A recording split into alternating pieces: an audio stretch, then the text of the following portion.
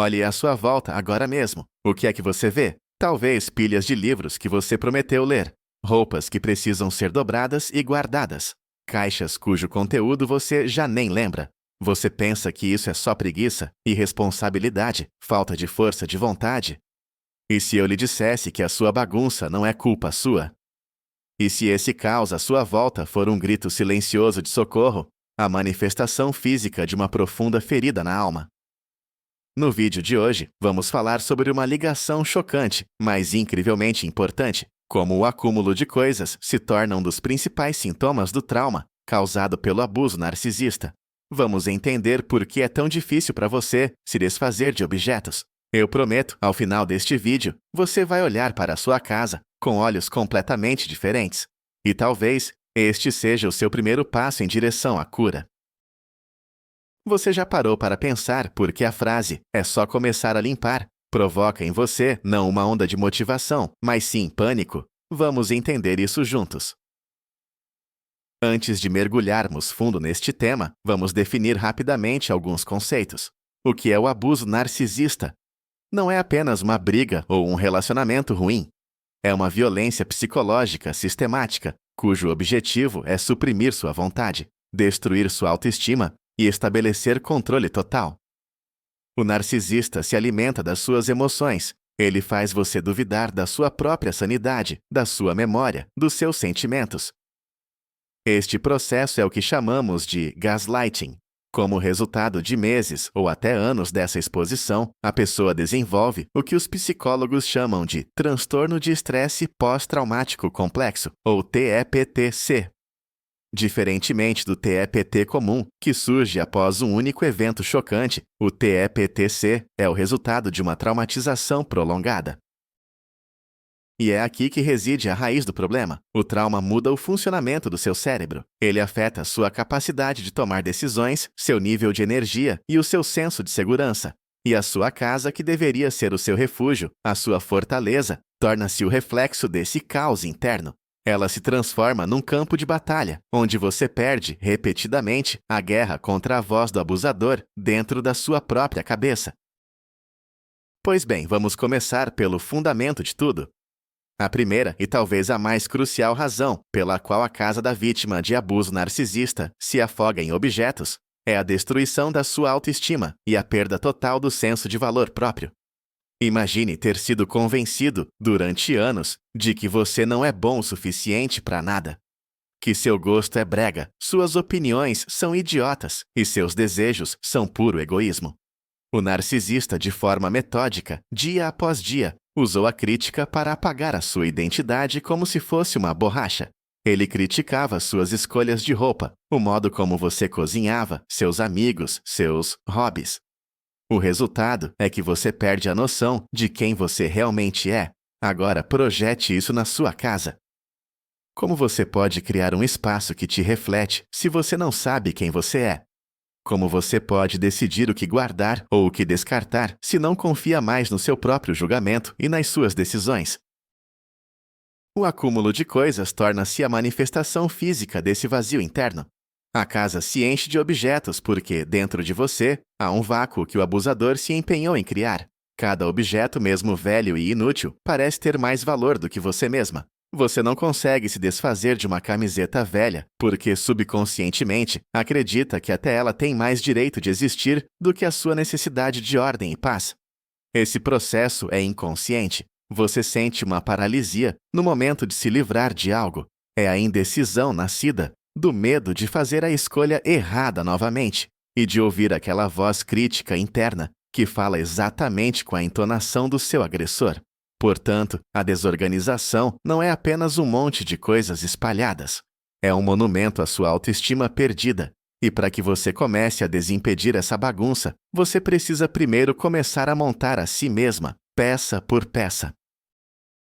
A segunda razão profunda é a fadiga total de tomar decisões. Os psicólogos chamam a isto decision fatigue, ou fadiga de decisão. Lembre-se da sua vida com o narcisista. Cada passo, cada palavra, cada ação sua era analisada e criticada. O que vestir hoje? Será que ele vai gostar? O que fazer para o jantar? Será que ele não vai dizer que é, de novo, alguma porcaria?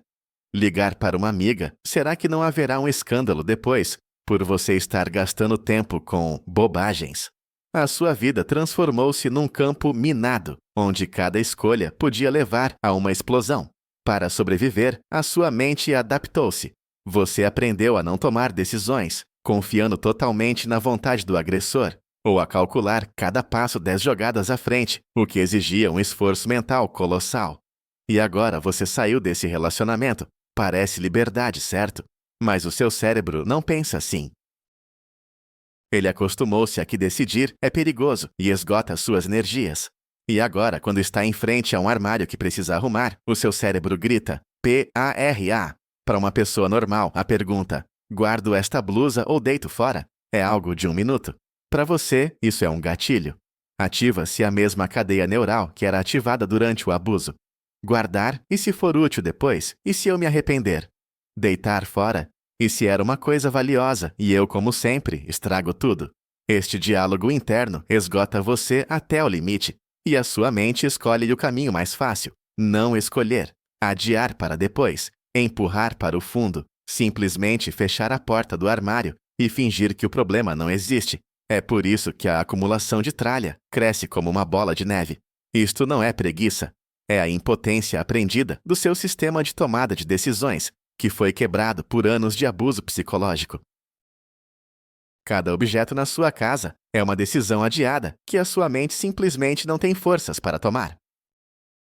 Vamos agora abordar o tema do apego emocional aos objetos. Num contexto saudável, as coisas cumprem apenas uma função utilitária ou estética. Mas para quem sobreviveu a um abuso narcisista, esses itens frequentemente se transformam em substitutos para as emoções das quais essa pessoa foi privada. No relacionamento com o narcisista, faltava amor incondicional, apoio, afeto e segurança. Qualquer amor era rigidamente controlado, dosado e condicional. Era algo que precisava ser merecido, implorado e que podia ser retirado a qualquer instante. Neste vazio emocional, a psique começa a se aferrar a algo material, a algo que é tangível e real. Um velho ursinho de pelúcia, presenteado na infância, não é apenas um brinquedo, mas sim um símbolo daquele amor incondicional que tanto fez falta. A coleção de elefantes de porcelana não é mero bibelô, são pequenas testemunhas da sua jornada, que estavam com você antes dele e a apoiaram silenciosamente. Os livros que você comprou, mas nunca chegou a ler, tornam-se o símbolo da esperança de uma vida diferente, mais inteligente e interessante, que você ainda vai começar. Você não consegue se desfazer deles, porque isso seria o mesmo que matar a esperança. Esses objetos viram suas âncoras em um mundo onde as conexões humanas se mostraram frágeis e perigosas. Eles não traem, não julgam, nem vão embora. Eles simplesmente existem. Por isso, o processo de desapego ou destralhe não é visto como uma simples arrumação, mas sim como uma traição. Jogar fora aquela xícara antiga da qual você bebeu chá nas noites mais difíceis é como apagar a memória de que você sobreviveu. É abrir mão das únicas testemunhas silenciosas da sua dor. E enquanto você não aprender a encontrar segurança e amor dentro de si, enquanto não construir novas e saudáveis conexões humanas, esses itens continuarão a servir como muletas emocionais, sem as quais você sente que simplesmente não conseguirá seguir em frente. O quarto fator poderoso é o pavor paralisante de errar. O narcisista é um mestre em incutir na vítima a sensação de incompetência total. Qualquer deslize seu, mesmo o mais insignificante, era inflado às proporções de uma catástrofe universal. Derrubou o café? Você está sempre estragando tudo. Suas mãos são desastradas. Esqueceu o pão? Não se pode confiar em você para nada. Você é absolutamente inútil. Com o tempo, você começa a acreditar nisso. Você passa a ter um medo pavoroso de falhar. Porque, na sua mente, errar é o mesmo que ser humilhado, punido e rejeitado. Esse medo se infiltra em todas as áreas da vida, manifestando-se de forma especialmente intensa no processo de tomada de decisões sobre objetos. Você segura nas mãos um secador de cabelo velho e quebrado. A lógica grita: jogue fora, está estragado. Mas a parte traumatizada do seu cérebro entra em pânico imediatamente e se desce para consertar. E se tiver uma peça valiosa? E se amanhã eu precisar exatamente desse secador para algum artesanato e eu o tiver jogado fora? Vou tomar a decisão errada de novo. Vou errar de novo. Para evitar esse erro potencial e a subsequente autodepreciação, você escolhe não fazer nada.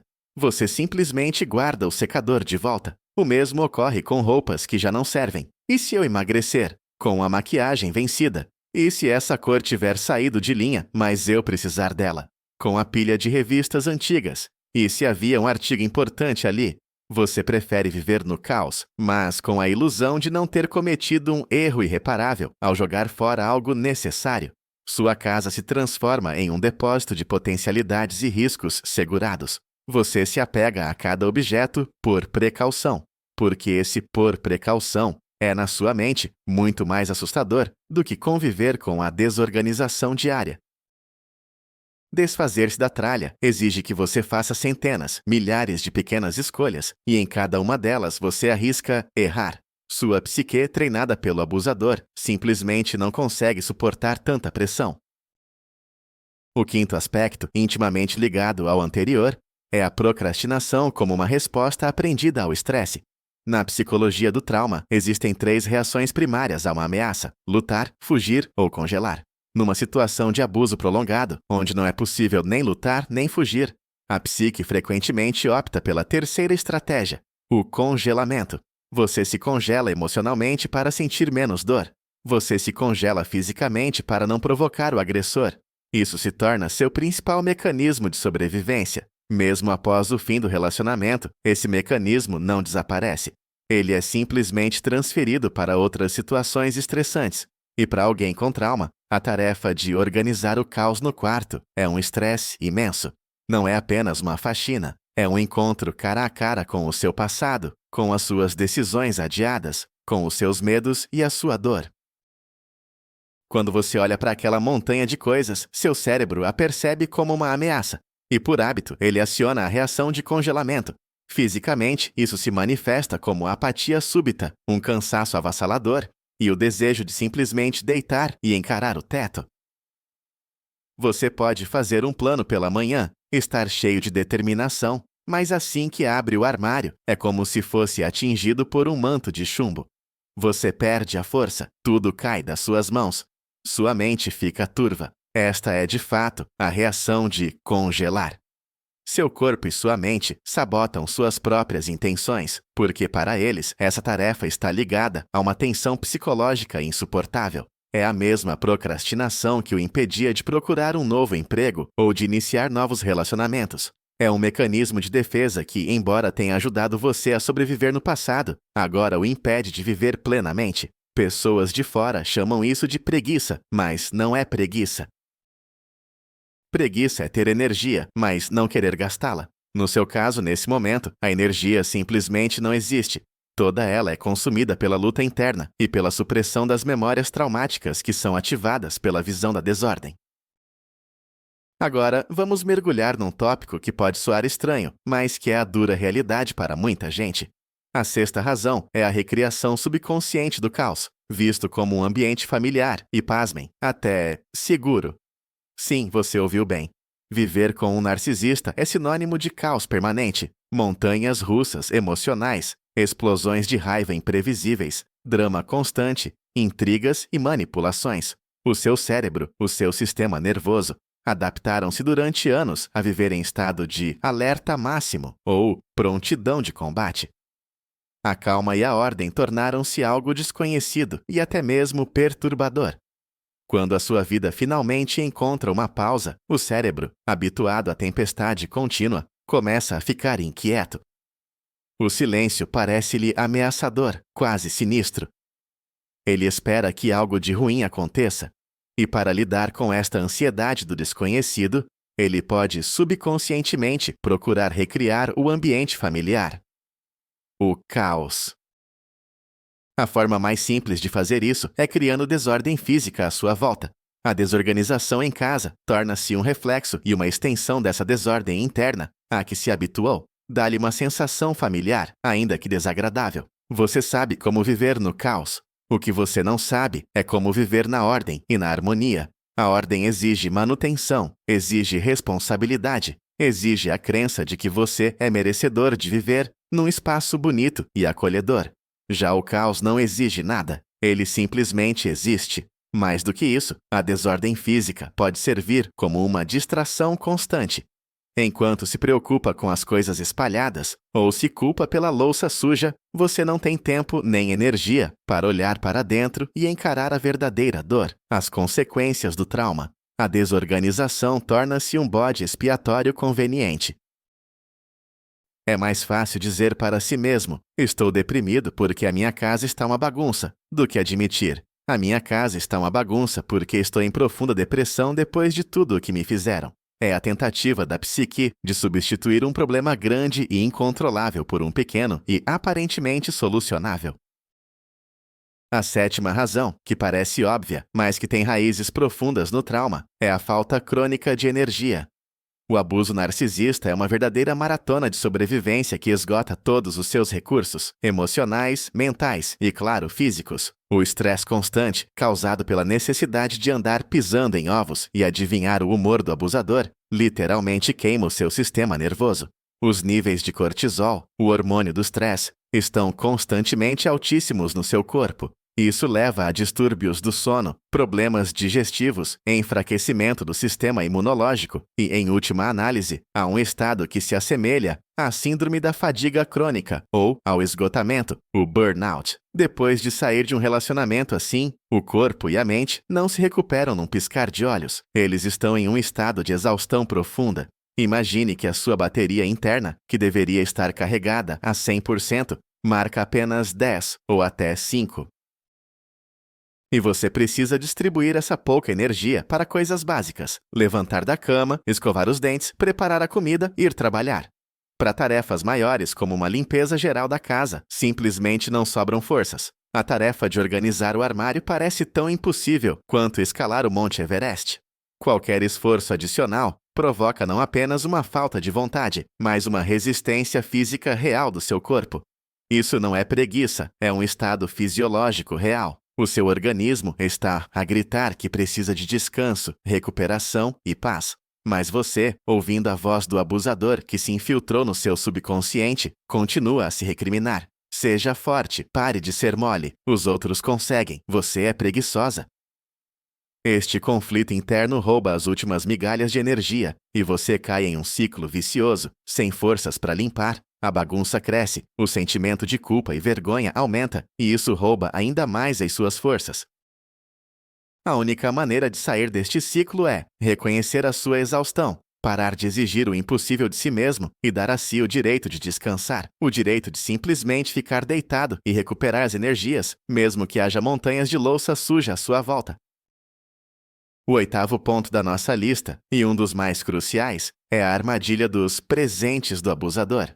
Praticamente toda vítima de um narcisista guarda em casa objetos que ele deu. E não estamos falando apenas de bugigangas. São itens caros e significativos. Joias, eletrônicos, roupas, peças de decoração. Narcisistas frequentemente utilizam a tática da bombardeio de amor, love bombing, especialmente no início do relacionamento, cobrindo a vítima com presentes generosos. Esses presentes eram ferramentas de manipulação, uma forma de criar a ilusão de cuidado e amor para fisgá-lo a. O relacionamento acabou, mas os objetos permanecem. E é impossível lidar com eles usando a lógica comum. Quando você pega aquela joia ou aquele vestido, uma tempestade se instala na sua cabeça. Por um lado, o item te lembra da dor, das humilhações e das mentiras. Está literalmente impregnado de energia tóxica. Por outro, o mecanismo que o abusador levou tanto tempo para construir é ativado. Memórias dos bons momentos, que sempre foram apenas fachada, vêm à tona. Você pensa, mas ele se esforçou tanto para escolher isso. Isso custou muito caro, como posso jogar fora? Talvez nem tudo tenha sido tão ruim.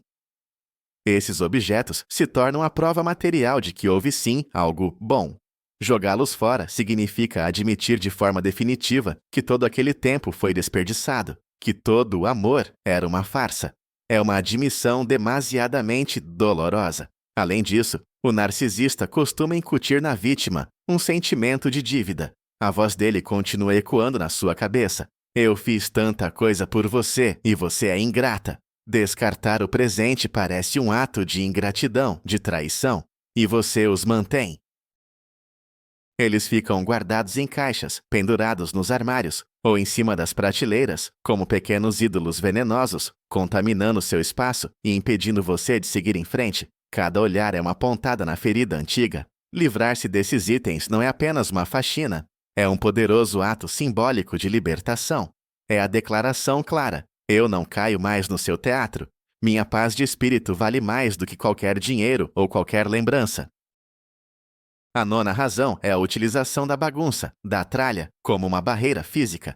Enquanto você vivia com o narcisista, seus limites pessoais eram constantemente invadidos. Ele podia pegar suas coisas sem pedir, ler suas mensagens, entrar no seu quarto sem bater e controlar cada passo seu. Você nunca teve um espaço que fosse genuinamente seu e seguro. Mesmo depois de sair do relacionamento, esse medo da invasão permanece. Você teme novas pessoas, com receio de que elas o machuquem ou invadam seus limites novamente. E a desordem na sua casa se transforma em sua aliada inconsciente. Ela funciona como uma muralha de fortaleza. Primeiro, porque impede você de convidar visitas. Você sente vergonha, teme o julgamento e, por isso, se isola. É doloroso, mas, simultaneamente, seguro. Ninguém entra, ninguém o magoa. Sua casa se torna sua concha e a tralha as paredes grossas dela. Em segundo lugar, mesmo que alguém consiga entrar em sua casa, a desorganização cria uma distância física e emocional. Pilhas de objetos nas cadeiras impedem que as pessoas se sentem perto. Uma mesa abarrotada não convida a uma conversa íntima e profunda. O caos gera uma atmosfera tensa, onde é difícil relaxar e ser vulnerável. É um modo de manter as pessoas a uma distância segura, impedindo que elas se aproximem demais da sua vida e da sua alma. Às vezes, isso chega ao ponto de bagunçar até a própria cama. A pessoa deixa tantos objetos nela que resta apenas um pequeno espaço para dormir. É uma defesa inconsciente contra a intimidade potencial, contra novos relacionamentos que parecem perigosos demais. A casa, que deveria ser um lugar de conforto e acolhimento, se transforma numa fortaleza impenetrável, guardada por um exército de revistas velhas, caixas e roupas sem uso. E para derrubar essas paredes, é preciso primeiro se sentir seguro sem elas. Você precisa acreditar que é capaz de estabelecer e proteger seus limites pessoais usando palavras e ações, e não mais recorrendo a barricadas físicas. O 10º ponto da nossa análise é a autossabotagem como resultado do sentimento de desvalorização imposto. O narcisista nunca perde a chance de incutir em você que você não merece nada de bom. Ele vai criticar seus sucessos, desvalorizar suas conquistas e celebrar os seus fracassos. Quem precisa de você além de mim? Você não vai conseguir nada, você é uma fracassada. Olhe para você, você é patética. Com o tempo, este mantra tóxico se torna a sua voz interior. Você passa a acreditar de verdade que não é digna de felicidade, de sucesso, de conforto ou de beleza. E essa crença se manifesta na sua relação com a própria casa. Subconscientemente, você sente que não é digna de viver num espaço limpo, bonito e harmonioso. A limpeza e a ordem estão associadas ao bem-estar, a uma vida que deu certo. E já que você é uma fracassada, você deve viver num ambiente compatível. Uma casa desorganizada, entulhada e inóspita torna-se a confirmação física da sua própria inutilidade. Isso funciona como uma profecia autorrealizável. Você acredita que é indigna e cria um ambiente que prova essa crença. Qualquer tentativa de colocar a casa em ordem é sabotada. Você pode comprar caixas bonitas para armazenamento, mas nunca encontrará forças para usá-las. Você pode até começar a limpeza, mas vai parar no meio do caminho porque a voz interna sussurra: para que se esforçar? De qualquer forma, tudo vai voltar ao que era. Você não é capaz de manter a ordem. Essa é uma forma de autopunição. Você se pune por ter permitido ser tratada daquela forma, por não ter saído antes. Você está dando continuidade ao trabalho do abusador. Só que agora você é, ao mesmo tempo, vítima e carrasco. Viver na desordem é uma maneira de manter-se no nível ao qual o narcisista a rebaixou. Para começar a limpar sua casa, você terá que, primeiro, dar a si mesma a permissão de ser feliz. Terá que desafiar esse crítico interno e dizer: eu sou digna de viver na limpeza, eu sou digna de beleza e aconchego, eu sou digna de uma boa vida.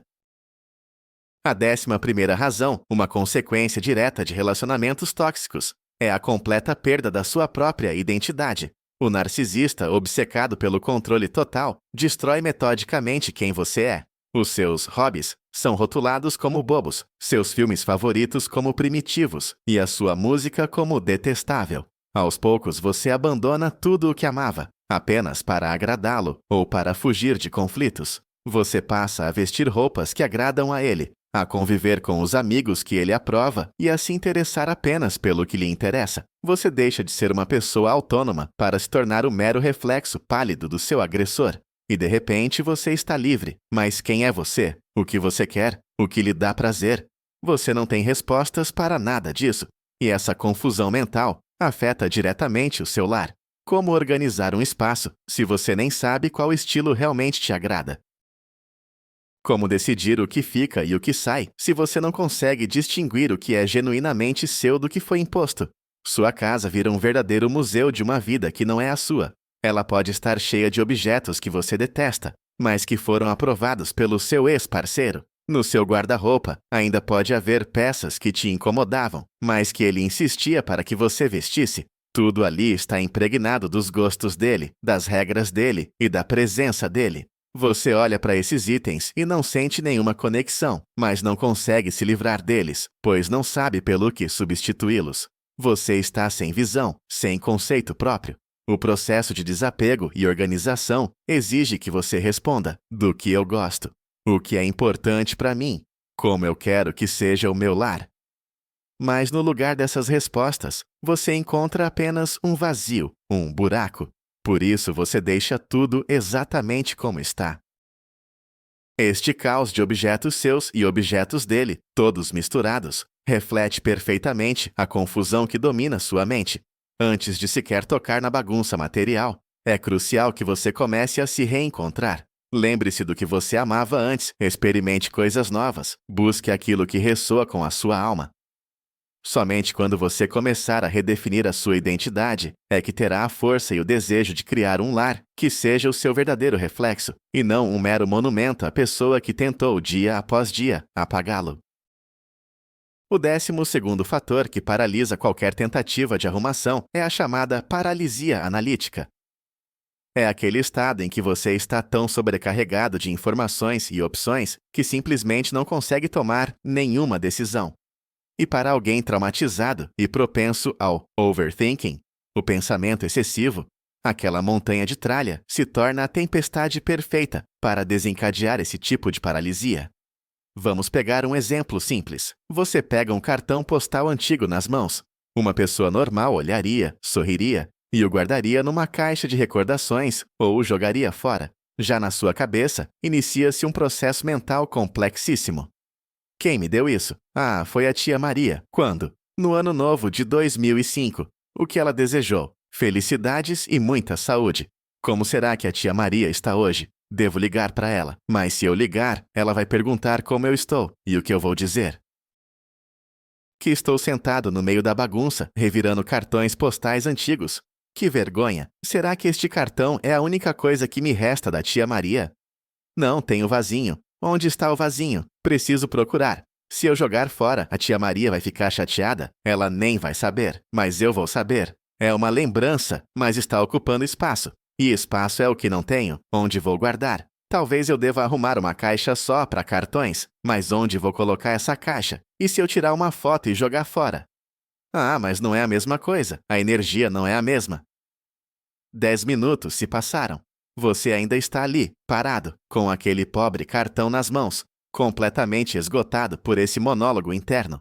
Agora, multiplique isso pelas milhares de coisas na sua casa. Cada item desencadeia uma cascata inteira de pensamentos, memórias, medos e dúvidas. Seu cérebro, já esgotado pelo trauma, simplesmente não consegue lidar com essa sobrecarga. Ele superaquece e trava, igual a um computador antigo. E você, completamente impotente, simplesmente coloca o cartão de volta na pilha de coisas. A paralisia analítica não é apenas indecisão. É uma reação de defesa do cérebro contra a sobrecarga de informação, agravada por uma experiência traumática que lhe ensinou que qualquer decisão pode ser perigosa e ter consequências imprevisíveis. O 13º aspecto que agrava o problema da desorganização e da acumulação é o profundo sentimento de vergonha e a tendência para o auto-isolamento. Para muitos, a confusão em casa torna-se um segredo vergonhoso. Você acaba vivendo uma vida dupla. No trabalho ou entre amigos, você pode ser visto como uma pessoa bem-sucedida, organizada e controlada. Ninguém sequer desconfia do que acontece atrás das portas do seu apartamento. Esse segredo pesa como um fardo. Você tem um medo pânico de visitas inesperadas. O toque do interfone provoca um ataque de pânico. Você mente para amigos e familiares, inventando desculpas para que não o visitem. Estou em obras. Estou doente. Os vizinhos estão dedetizando. Cada mentira dessas intensifica o sentimento de vergonha e solidão. Você se vê numa armadilha, precisa de ajuda e apoio, mas não pode deixar ninguém entrar no seu mundo por medo de ser julgado. Você teme ver repulsa ou pena nos olhos dos seus entes queridos. Você tem medo de ouvir exatamente as palavras que já ressoam na sua cabeça com a voz do abusador. Como você pôde se deixar chegar a este ponto? Você é um porco, simplesmente. Essa vergonha impede você de pedir ajuda não só a amigos, mas também a profissionais, como empresas de limpeza especializadas ou psicólogos.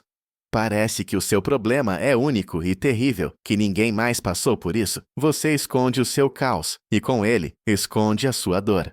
Esse isolamento só agrava a depressão e a ansiedade, que, por sua vez, roubam as suas forças para lutar contra a bagunça. Cria-se um círculo vicioso.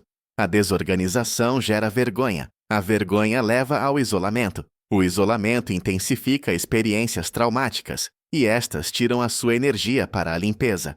Romper este ciclo é incrivelmente difícil, e o primeiro passo é perceber que você não está sozinho. Milhões de pessoas que sofreram abuso enfrentam o mesmo problema. A sua bagunça não é uma falha de caráter. É um sintoma como a tosse numa constipação. E você não deve sentir vergonha por estar doente e precisar de ajuda. Vamos analisar o 14º aspecto: a conexão entre o acúmulo de coisas e as compras compulsivas, ou oniomania. Para muitas pessoas que passaram por traumas, o processo de comprar algo novo se torna uma forma de autossocorro. É uma tentativa de preencher o vazio interior deixado pelo agressor. Quando você se sente solitário, deprimido ou ansioso, ir a uma loja ou fazer compras online traz um alívio temporário. O processo de escolha, a compra em si, a antecipação de receber a novidade. Tudo isso estimula a produção de dopamina, o hormônio do prazer. Por um curto período, você se sente melhor. Você se sente mais importante, mais bem-sucedido. O novo objeto parece prometer uma nova vida. Você pensa: vou comprar este vestido lindo e minha vida vai mudar. Vou comprar este organizador e com certeza terei ordem. Vou comprar este livro de autoajuda e me tornarei outra pessoa. Mas esse efeito passa muito rápido. A euforia da compra é rapidamente substituída pela decepção. O vestido fica pendurado no armário, porque não há onde ir ou falta disposição. O organizador fica vazio, porque não há energia para usá-lo. O livro está lá na prateleira, porque falta concentração para ler. Enquanto isso, sua casa se enche de itens novos que não resolvem o problema, apenas o agravam. É como tentar curar a sede bebendo água salgada. Quanto mais você compra, mais intensa fica a sensação de insatisfação. Além disso, muitas vezes, essas compras são caóticas. Você adquire coisas que, na verdade, não precisa, influenciado por um impulso momentâneo. Não são compras pensadas, são curativos emocionais. O resultado é que sua casa se enche não apenas do lixo antigo, mas também do novo, que vira entulho antes mesmo de ser usado. E ao sentimento de culpa pela bagunça, soma-se a culpa pelo dinheiro gasto. Este é mais um círculo vicioso, onde a tentativa de resolver o problema se torna, na verdade, a sua causa. O 15º ponto é uma metáfora direta: a bagunça física como um reflexo exato do caos mental. Nosso mundo exterior frequentemente espelha nosso estado interior. E se a sua cabeça está em completo caos devido às consequências de um trauma, isso inevitavelmente se manifestará no espaço ao seu redor. O que é a desordem mental após um abuso narcisista? São as memórias intrusivas de eventos traumáticos que invadem sua mente sem aviso. É o diálogo interno constante com a voz crítica do abusador. São os pensamentos ansiosos sobre o futuro e os arrependimentos amargos sobre o passado. São centenas de tarefas inacabadas e promessas não cumpridas a si mesmo. É a confusão de sentimentos. Você pode sentir raiva, tristeza, amor e ódio pelo mesmo indivíduo simultaneamente. Seu cérebro está sobrecarregado. Ele tenta processar o passado, lidar com o presente e planejar o futuro ao mesmo tempo, mas simplesmente não consegue. Agora, olhe para a sua casa. Esta pilha de contas não pagas é a sua ansiedade sobre a instabilidade financeira. Essa montanha de louça suja é o seu cansaço e a sua apatia. Aquele objeto quebrado que você sempre promete consertar é a sua autoestima destruída. As caixas que você não abriu desde a mudança são o seu passado que você tem medo de encarar. Cada item fora do lugar, cada superfície empoeirada é um pensamento negativo materializado ou uma emoção não processada. Quando você vive em um espaço assim, ele alimenta constantemente o seu estado interno. Você acorda, vê o caos ao redor e o seu primeiro pensamento é: eu sou um fracassado, nada dá certo para mim. Essa desordem externa impede seu cérebro de descansar. Ela sinaliza constantemente perigo, incompletude e problemas. É por isso que um dos primeiros conselhos de psicólogos para quem está com depressão é organizar pelo menos uma pequena área, como a mesa de cabeceira. Criar uma pequena ilha de ordem no mundo exterior ajuda a criar uma ilha de clareza semelhante dentro da sua cabeça, e vice-versa. Enquanto você não começar a lidar com o lixo mental através da terapia ou da autoajuda, a luta contra a desordem física será como o trabalho de Sísifo. O 16º ponto importante é diferenciar os conceitos de acumulação de tralha e acumulação compulsiva, ou hoarding. Embora pareçam semelhantes à primeira vista, são dois estados distintos com raízes psicológicas diferentes. O hoarding, ou acumulação patológica, é um transtorno mental reconhecido. Pessoas com essa condição sentem uma necessidade irresistível de juntar e guardar objetos, mesmo que sejam totalmente inúteis ou anti-higiênicos. A simples tentativa de se desfazer de algo causa-lhes um estresse imenso. As suas casas tornam-se frequentemente intransitáveis e perigosas. Já a acumulação de tralha, da qual falamos no contexto do trauma, é mais um sintoma comportamental do que um transtorno em si. Quem sofre com essa desorganização geralmente tem consciência do problema. Não sente prazer na bagunça, pelo contrário, sofre com ela. Quer viver num espaço limpo, mas não tem recursos internos para tal, pelas razões que já discutimos: exaustão, medo ou indecisão. Ao contrário do acumulador compulsivo, que vê valor em todos os objetos, a pessoa com desorganização pós-traumática, muitas vezes, olha para a sua tralha com repulsa, mas sente-se paralisada e incapaz de mudar a situação.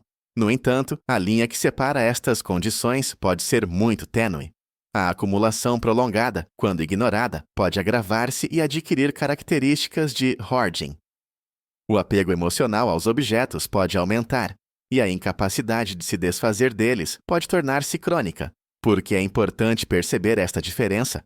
Porque as abordagens de solução serão diferentes. Se no caso da desorganização causada por trauma, o foco principal deve ser a psicoterapia, trabalhando as consequências do abuso, no caso do hoarding completo, pode ser necessário um tratamento mais abrangente. Este tratamento inclui a terapia cognitivo-comportamental, direcionada especificamente para a correção do comportamento e, por vezes, medicação. Portanto, se sentir que a sua situação está a escapar ao controle e que a sua casa está a tornar-se insegura, é crucial procurar um especialista para um diagnóstico correto. A 17ª razão, e talvez uma das mais traiçoeiras, é o eco da voz do agressor na sua mente enquanto você tenta organizar as coisas. O processo de destralhar, que para uma pessoa saudável é uma atividade neutra ou até prazerosa, transforma-se para você num campo de autoflagelação. Basta pegar num objeto para decidir o seu destino, e o disco riscado familiar começa a tocar na sua cabeça. Onde é que vais por isso? Vais fazer confusão de novo. Não consegues lidar nem com isto, sua inútil. Por que é que compraste isto, afinal? Mais dinheiro deitado fora, sua esbanjadora. Olha só no que te tornaste. Que visão patética. Estas frases não são suas. São citações diretas, ou mensagens generalizadas do seu carrasco, que se enraizaram tão profundamente no seu subconsciente que você as interpreta como seus próprios pensamentos. Este crítico interno desvaloriza todos os seus esforços. Organizaste uma prateleira? Ele dirá imediatamente: é só isso que consegues fazer. Olha só o trabalho que ainda falta. Nunca vais acabar com isto. Decidiste deitar fora algo que não precisas? Ele sussurrará: tem certeza, e se te arrependeres, tu tomas sempre as decisões erradas. O resultado é que, em vez de sentir satisfação pelo trabalho feito, você sente apenas vazio, vergonha e desespero. Cada ação é acompanhada por uma torrente de negatividade. Naturalmente, o seu psíquico evitará este processo a todo o custo. É mais fácil não fazer nada do que mergulhar cada vez neste banho de autocrítica e ódio próprio.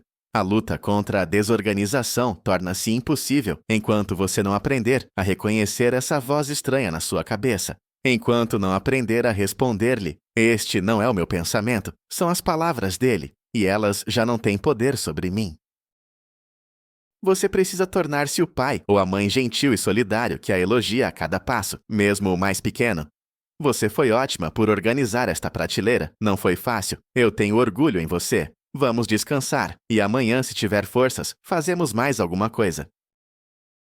O 18º aspecto é aquela sensação profunda de estagnação, tanto no sentido físico quanto no emocional.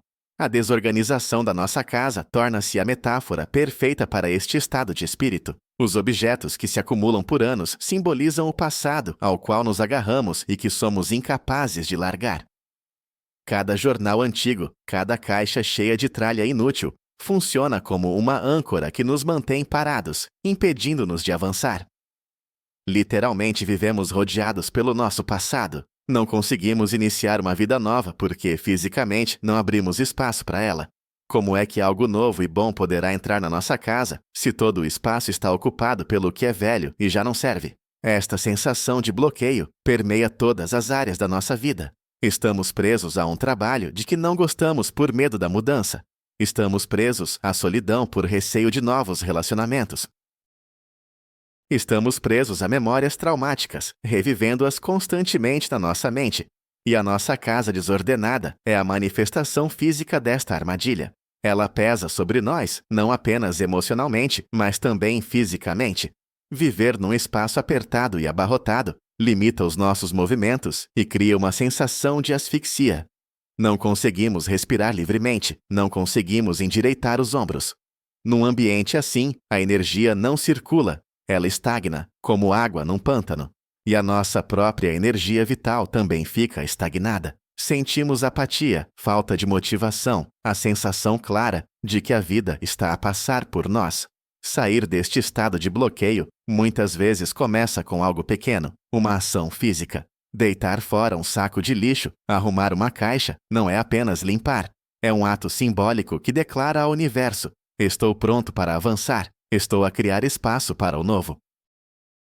Mesmo um pequeno espaço desimpedido, uma secretária limpa ou um parapeito de janela livre pode tornar-se uma fonte de energia fresca e dar o impulso necessário para mudanças noutras áreas, mais globais, da nossa vida. A 19ª razão reside no fato de usarmos objetos como recipientes para emoções não resolvidas ou não vividas. Após um abuso narcisista, resta dentro de você um verdadeiro oceano de dor, raiva, mágoa, medo e tristeza.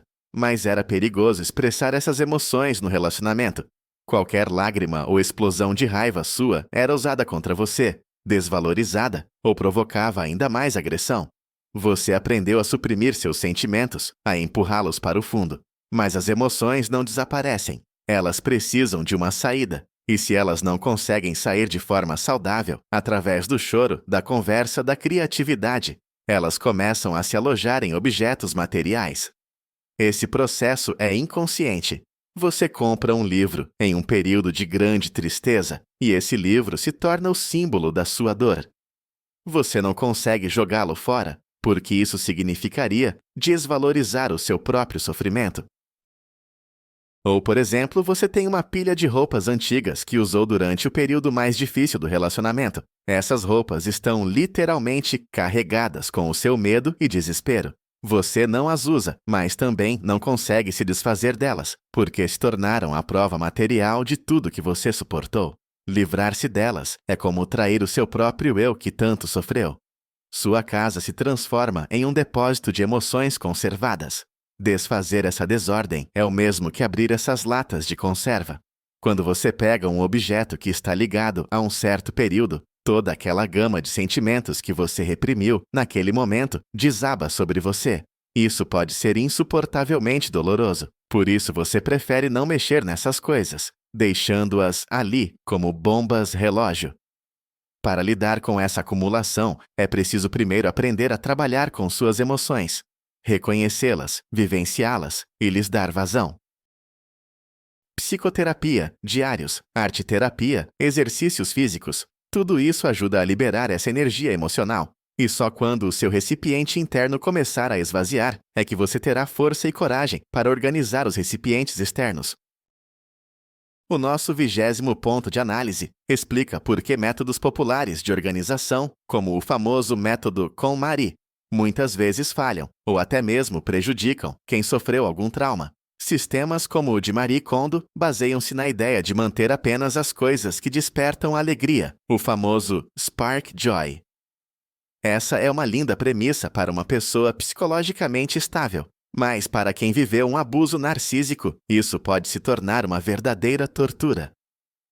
Primeiro, uma pessoa com trauma, depressão ou anedonia, a incapacidade de sentir prazer, tem pouquíssimas coisas que lhe causam alegria. Você pega o item, tenta se conectar com ele e sente o vazio. Nada. Como decidir o que manter nesse estado? Isso só intensifica o sentimento de inadequação. Puxa, nem as minhas coisas me alegram. Tem algo de errado comigo. Segundo, este método exige a tomada de um volume gigantesco de decisões rápidas. Pegue cada item, pergunte se ele te alegra e decida imediatamente. E como já mencionamos, para um cérebro traumatizado, tomar decisões é um estresse enorme que leva à paralisia da ação.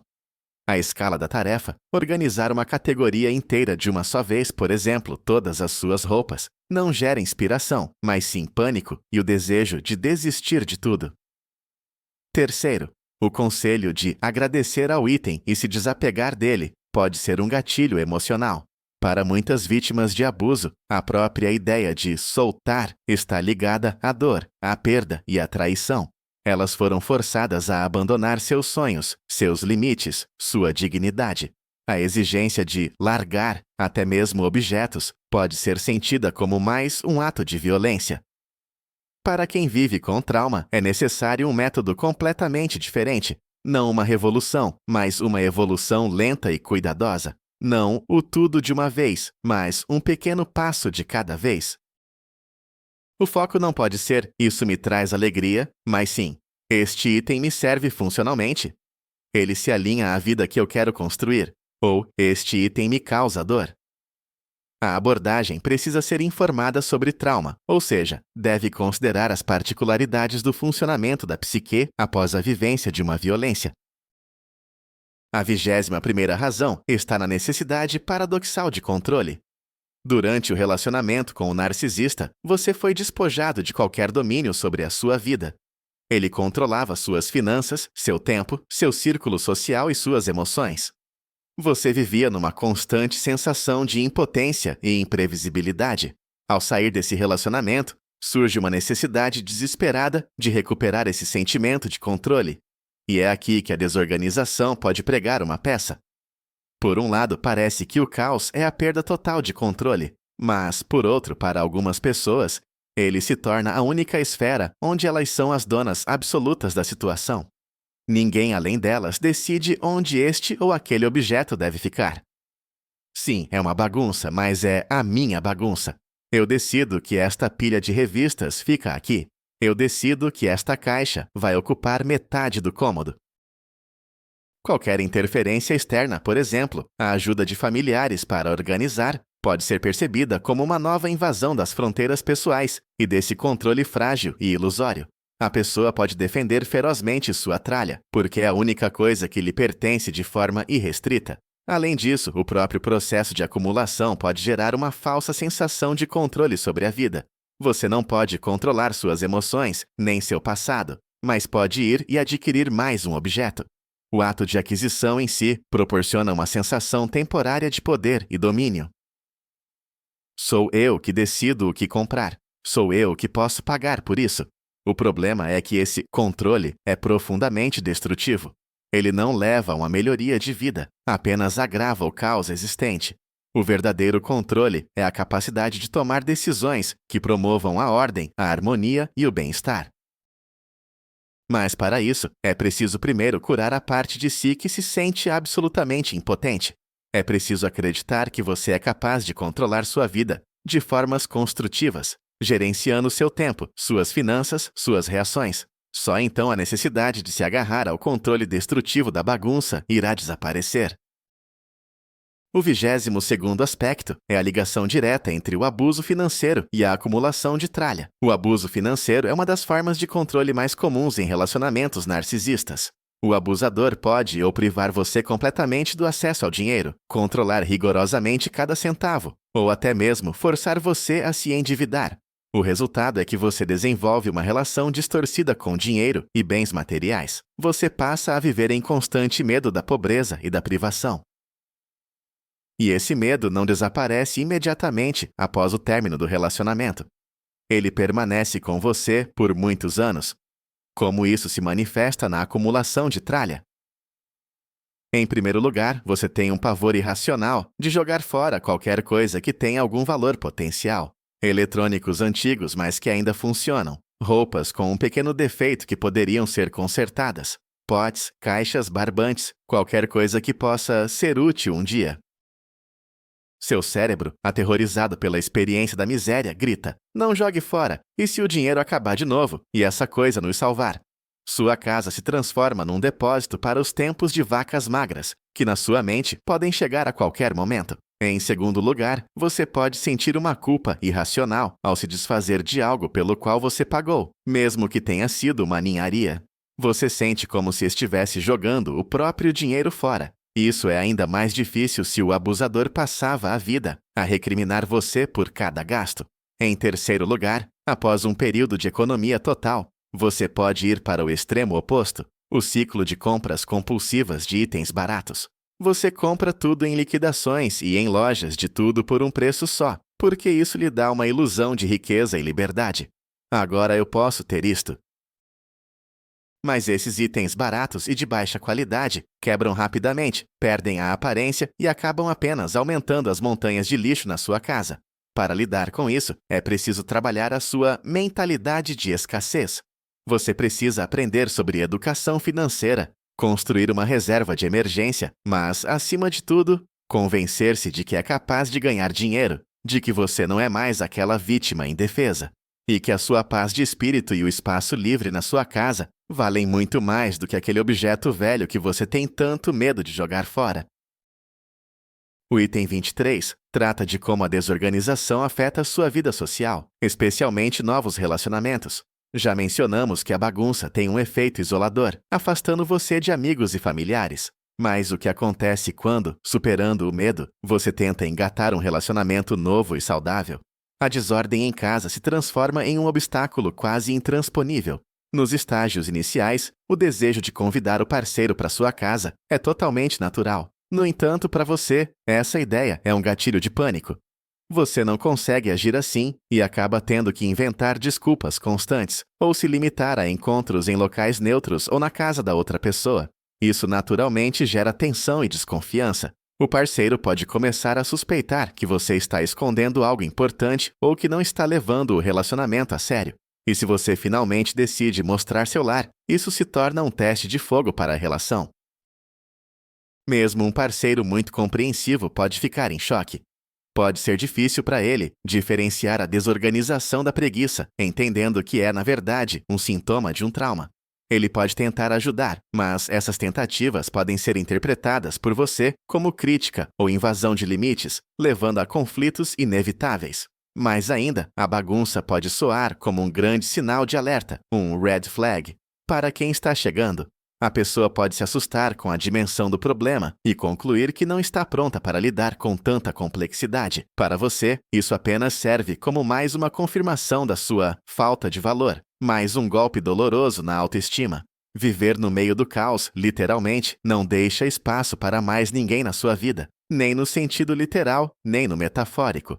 Não há como sentar confortavelmente no sofá que está abarrotado. Um quarto entulhado não oferece o espaço necessário para a intimidade. O caos repele, ele ergue uma barreira. Sendo assim, se a intenção é construir novos relacionamentos saudáveis, organizar seu espaço deixa de ser apenas uma questão estética. Torna-se um sinal da sua real prontidão para permitir que outra pessoa faça parte da sua vida. É uma etapa fundamental do processo de cura e de abertura para o mundo. O ponto 24 marca o início da jornada. Mas como dar o primeiro passo quando a tarefa parece impossível de cumprir? O segredo é abandonar a ideia da faxina geral e adotar a estratégia dos micropassos. O seu cérebro, talvez traumatizado ou sobrecarregado, não consegue lidar com a tarefa global de limpar o apartamento inteiro. Isso gera pânico e a reação de congelamento. Por isso, você precisa dividir essa tarefa em ações extremamente pequenas, simples e que não pareçam ameaçadoras. Esqueça a ideia de limpar o cômodo inteiro. O seu objetivo para hoje é limpar apenas uma superfície. Por exemplo, a mesa da cozinha, a mesinha de cabeceira, ou até mesmo apenas uma cadeira. Melhor ainda, use um temporizador. Programe 5 ou 10 minutos. Diga a si mesmo: vou limpar por exatos 5 minutos e depois eu paro, custe o que custar. Qualquer pessoa consegue aguentar 5 minutos. Nesse tempo, você talvez só consiga jogar fora algumas embalagens vazias e limpar a poeira de uma pequena área, e isso será uma vitória gigantesca. O que importa não é o quanto você fez, mas o fato de você ter feito alguma coisa. Você superou a paralisia. Você provou ao seu cérebro que essa ação não é perigosa. Depois de cada micropasso, é fundamental se elogiar. Não desvalorize o esforço pensando: foram só 5 minutos. Elogie-se de verdade. Eu sou capaz de começar. E isso era o mais importante.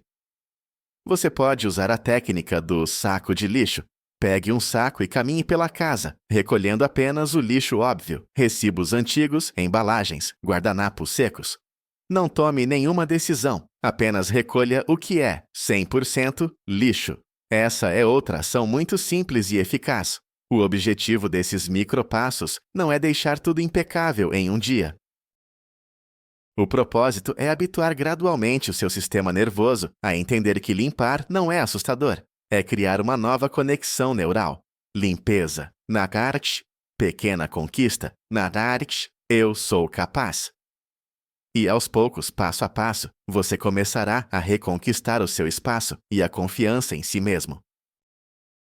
O 25º e possivelmente o elemento mais crucial na sua jornada de cura é a autocompaixão. A voz do agressor na sua cabeça é a voz da crueldade, da crítica e do julgamento. Para a neutralizar, você precisa confrontá-la com outra voz, a da bondade, da compreensão e da compaixão por si mesmo. Sempre que se apanhar a pensar: eu sou preguiçoso, inútil, pare e troque essa ideia conscientemente por esta: eu estou a passar por um momento muito difícil.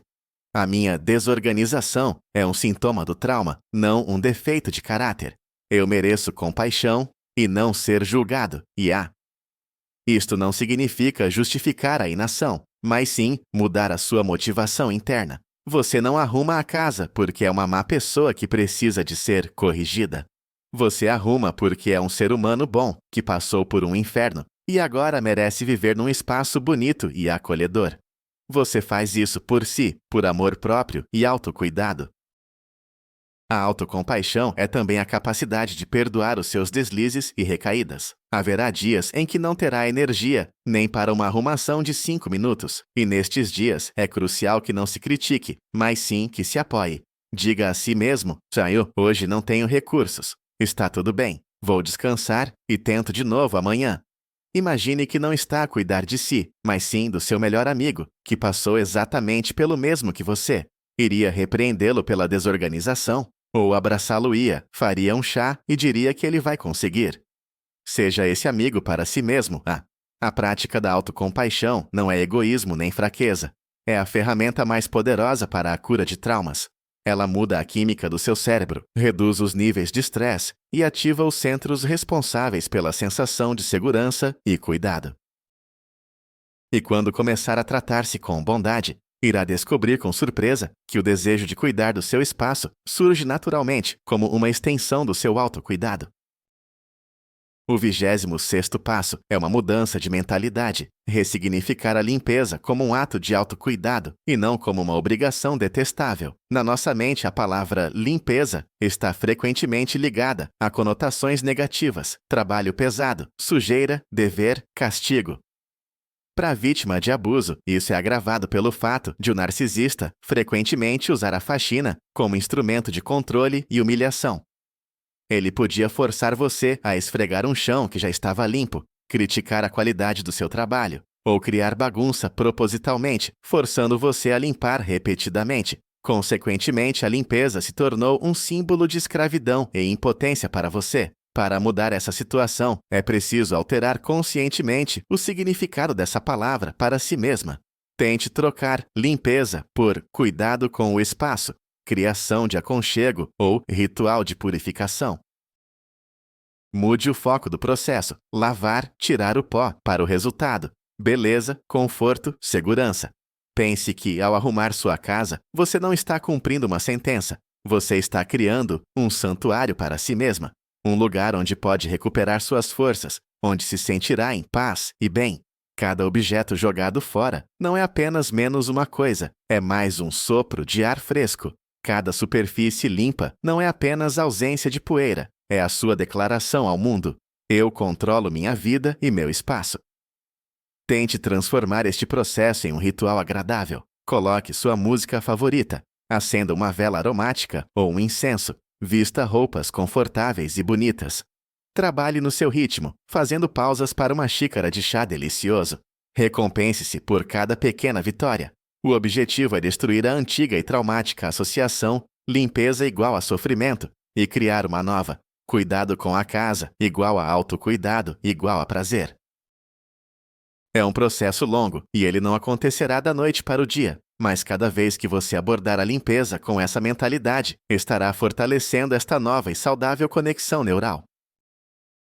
A VS-Narcissistic estratégia para lidar com a sensação de caos generalizado é criar suas próprias zonas de segurança ou ilhas de ordem. A ideia é simples. Em vez de tentar dar conta de tudo e arrumar o apartamento inteiro de uma vez, você escolhe uma área pequena, bem específica e a deixa impecável. O foco depois é manter essa ordem a todo custo. Pode ser sua poltrona de leitura, a mesa de cabeceira, o parapeito da janela com suas plantas, uma pequena mesa de centro. Não importa o que seja, contanto que essa zona esteja visível e que você a associe imediatamente a descanso e tranquilidade. Quando você estabelece esse refúgio, 3 coisas importantes acontecem. Primeiro, você tem um resultado rápido e visível. Isso gera uma poderosa descarga de dopamina e uma sensação imediata de satisfação. Eu consegui, aqui está a prova. Em segundo lugar, essa ilha se torna sua âncora visual. Em meio ao caos geral, você tem um ponto onde pode fixar o olhar e sentir alívio.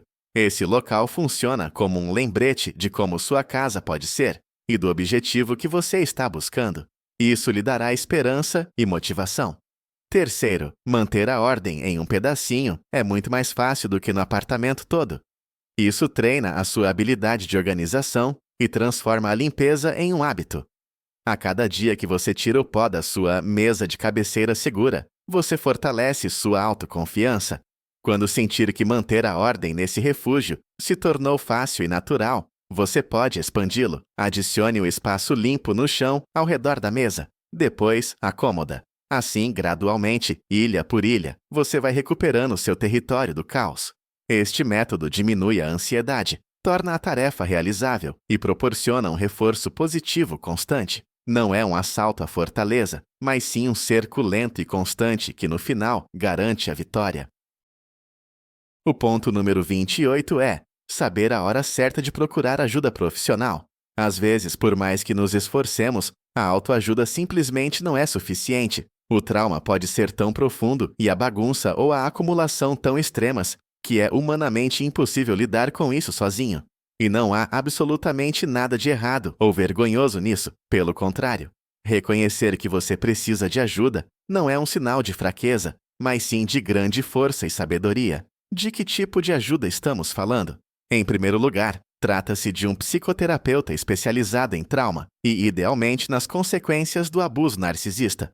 O terapeuta pode te ajudar a mergulhar e entender as raízes profundas do seu estado. Ele, ou ela, irá te ajudar a processar memórias traumáticas, a curar a criança interior, a desenvolver a autocompaixão e a estabelecer limites pessoais saudáveis.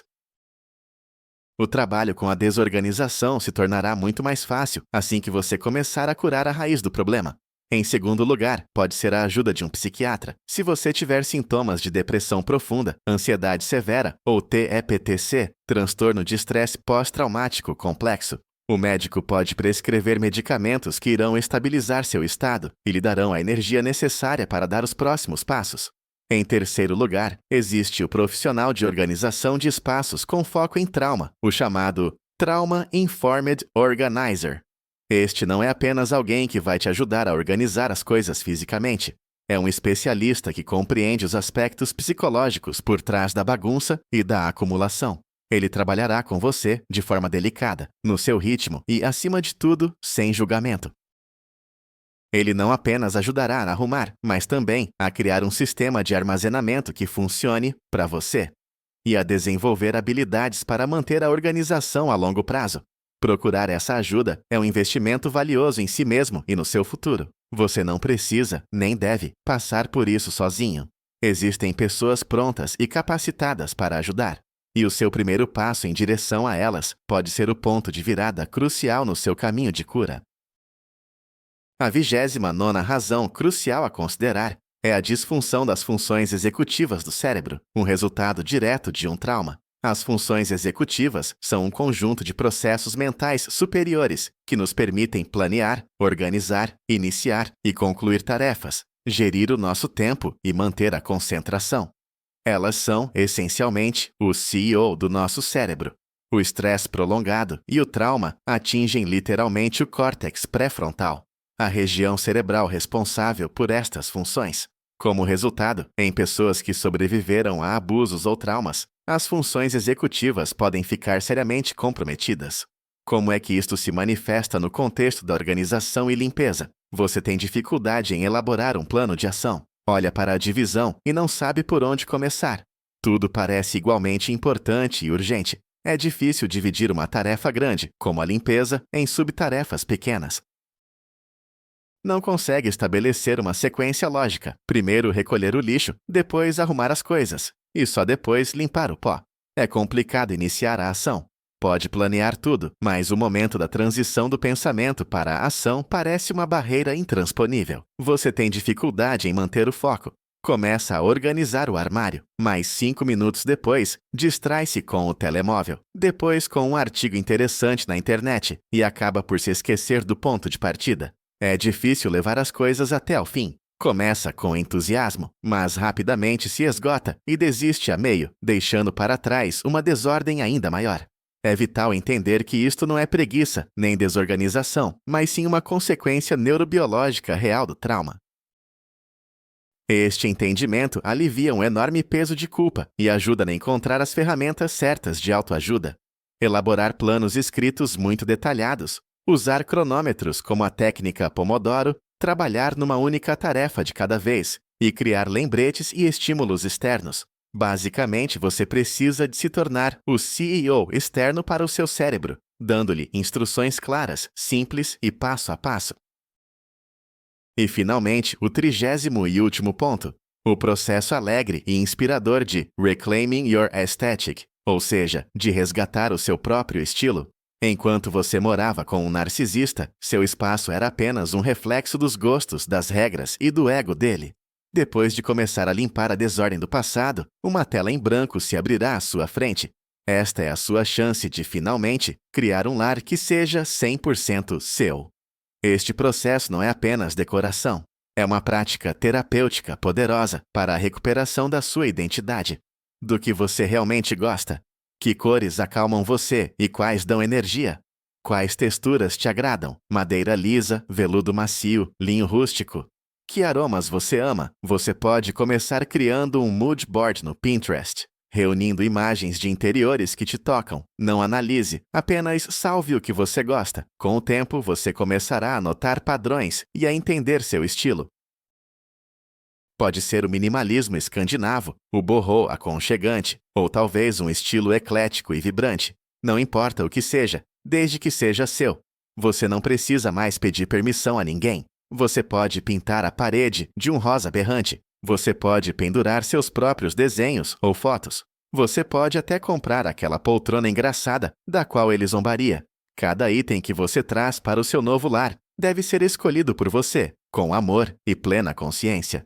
Este processo lhe devolve o senso de autoria sobre a sua vida. Você não é mais um personagem na peça de outra pessoa. Você é o diretor, o roteirista e o protagonista da sua própria história. E a sua casa se torna o palco onde este novo e feliz capítulo se desenrola. Não é mais apenas um apartamento.